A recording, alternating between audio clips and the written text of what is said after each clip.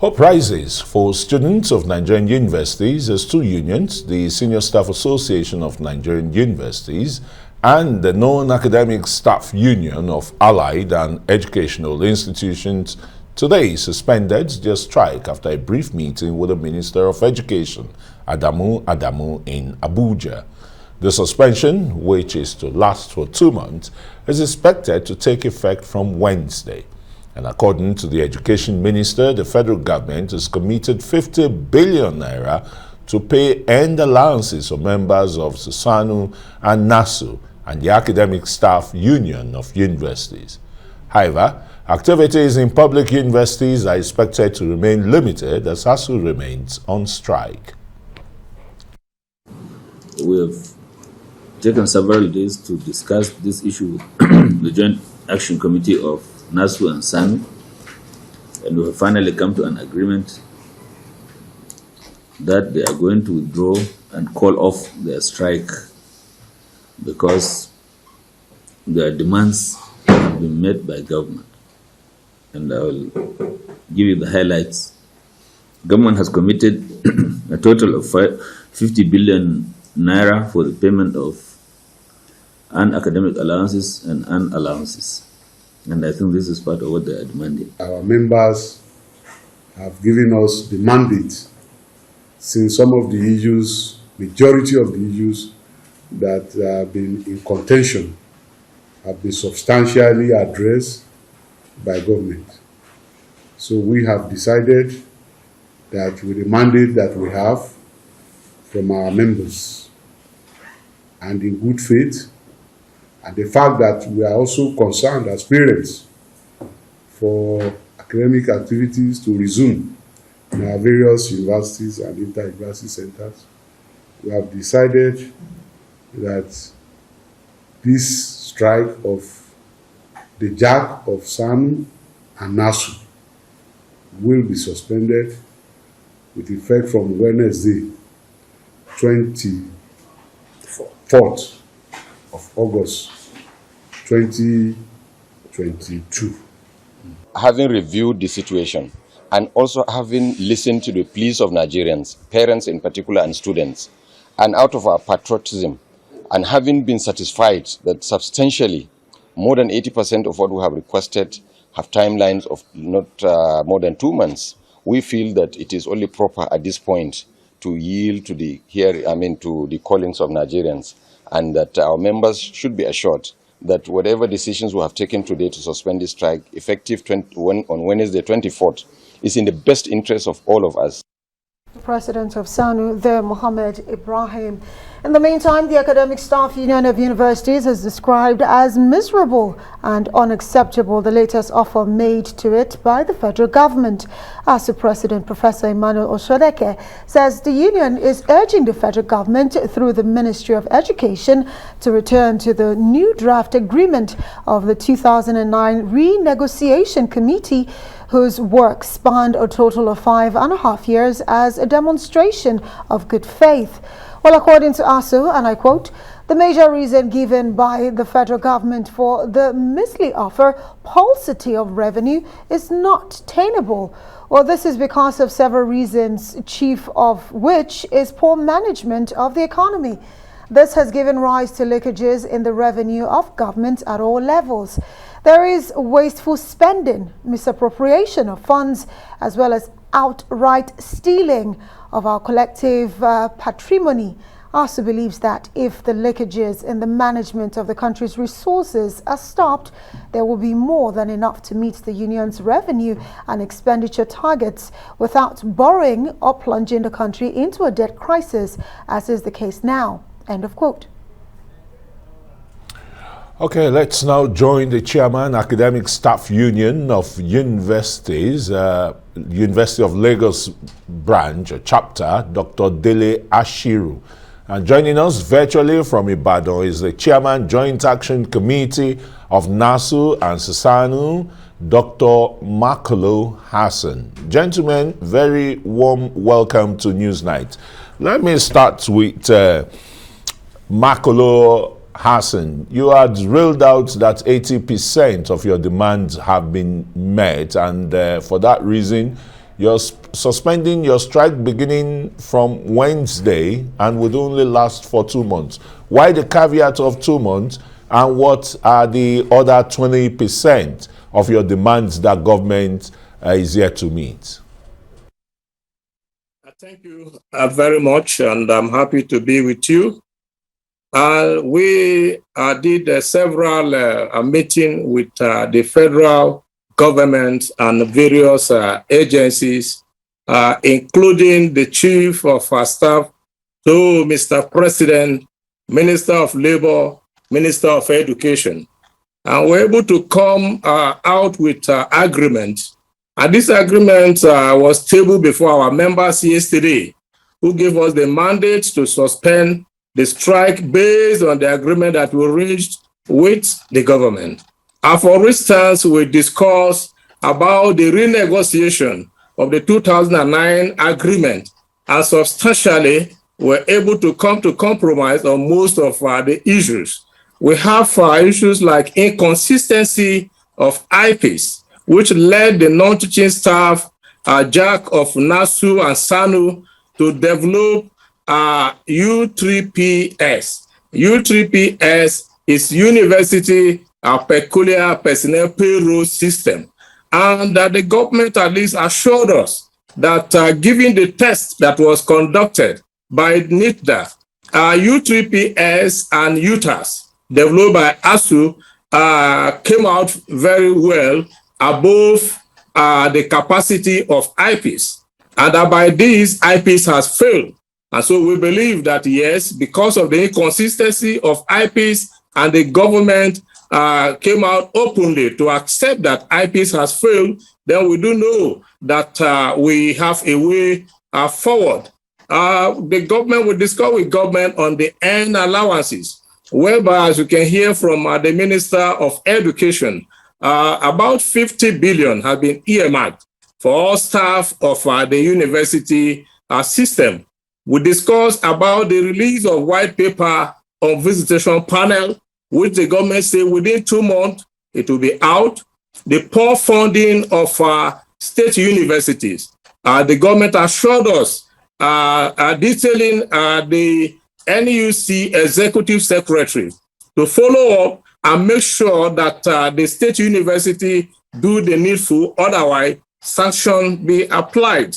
And of course, we discussed about the increase in salary. So all this put together, having that on the table, we believe that if the government will be sincere to what we have signed today, we will not have any reason to go back on strike after 2 months. But where they fail, that is why we are saying suspending. We have not called off the strike. We have suspended the strike. If they fail, there will be need to resume the strike. But if they don't fail, then we do know that, yes, we've kept that one behind us. That is where we are. Right. Well, Dr. Makolo would have to say thank you so much. And of course, you're still with us. But right now, let's bring in Dr. Dele Ashiru. Dr. Ashiru, thank you again for joining us. And I'm sure you've heard Dr. Makolo there on his submission in terms of the agreement that was reached. And I know you're purview to the entire information. But looking at the fact that since 1999, ASUU has been on strike for a cumulative of about 3 years. Look at 1,500 days.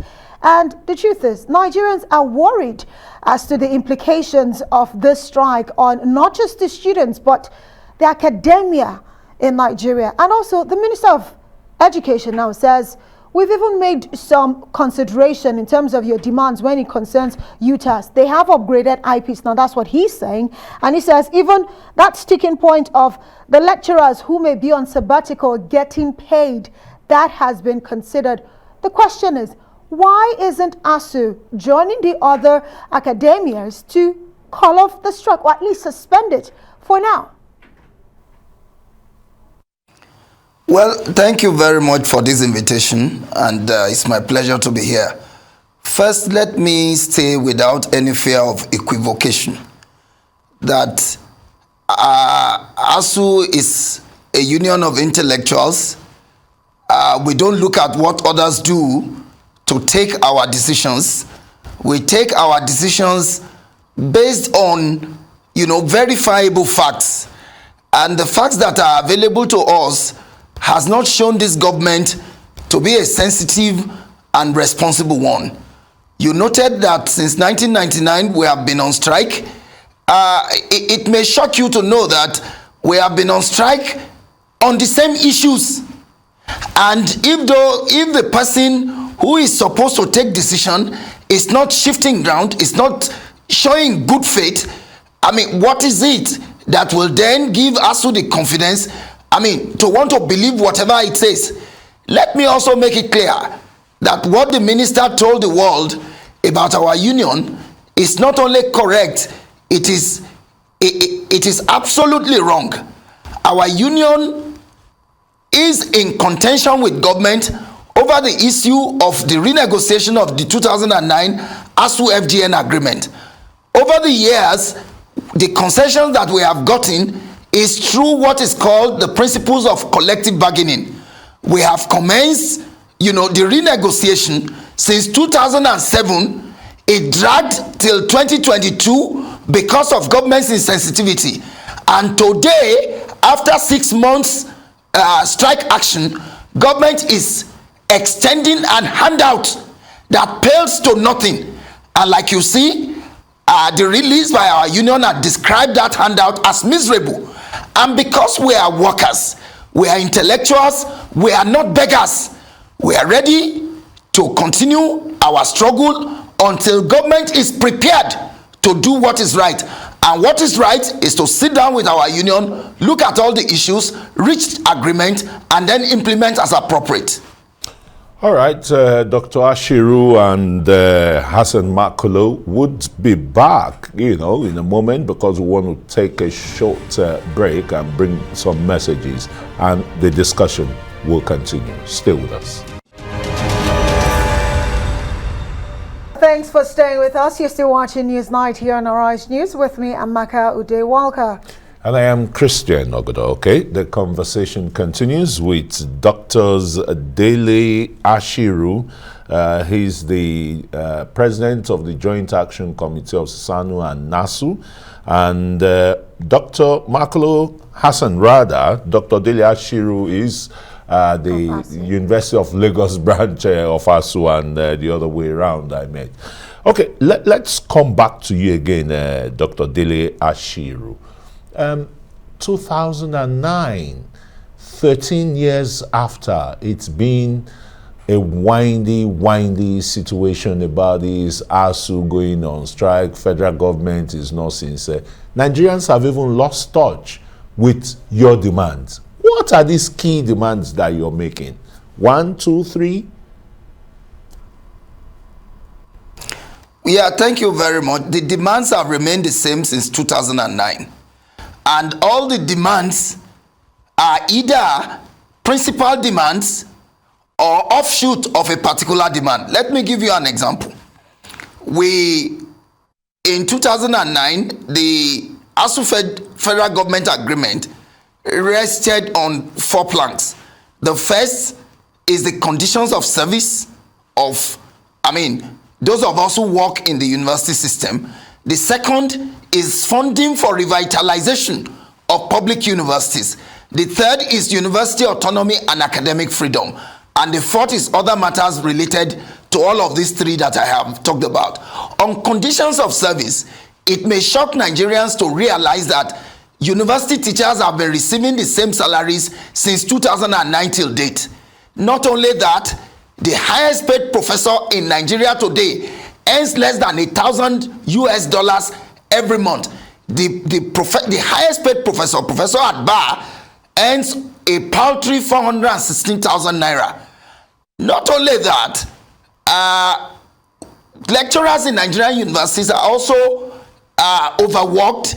That's how the principle of end academic allowances became introduced into the entire conversation about conditions of service.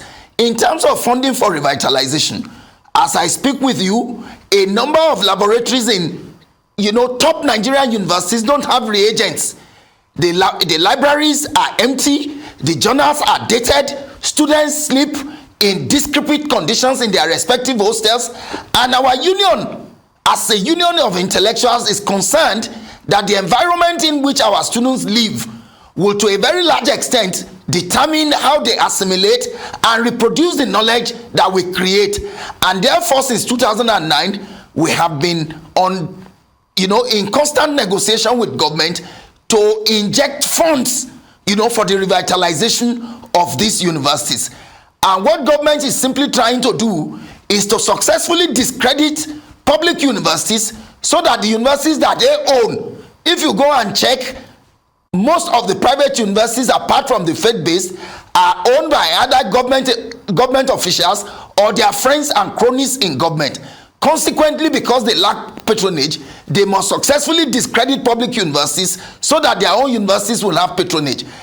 And what they are doing is not new. It's been successfully done in primary schools and secondary schools, such that those schools are no longer, fashionable for Nigerians to attend. The third is university autonomy and academic freedom. And no government in the history of this country had done so much, to attack university autonomy than this current administration. These have been achieved through the fraudulent imposition of the IPPIS platform. Today, the chief apostle of IPPIS, who told us that they cannot afford 30 billion end academic allowances for all federal universities, all public universities in Nigeria, is today languishing in jail for fleecing the country of over 109 billion naira. And we are still counting.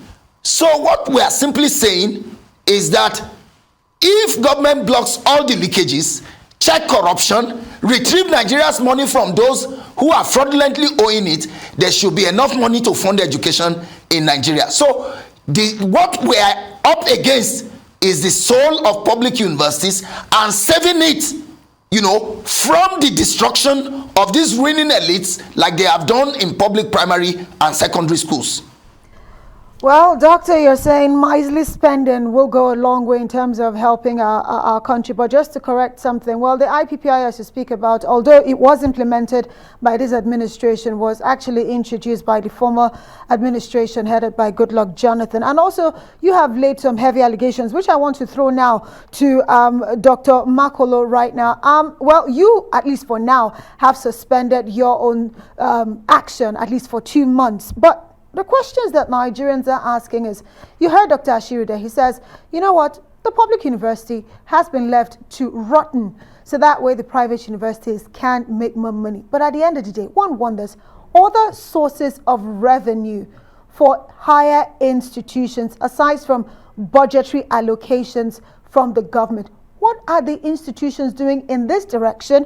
And also marry that with other sources of revenue, really. Yes, thank you very much. If you are within the university system, you will know very well that on monthly basis, what the government releases to our universities will not be enough to cater for the diesel for 1 month. And the internally generated revenue majorly comes from the token that are paid by students and some universities that are having, like University of Abuja, who is having a dual programs that runs distance learning and sandwich, that is educational program. Otherwise, it will not be enough.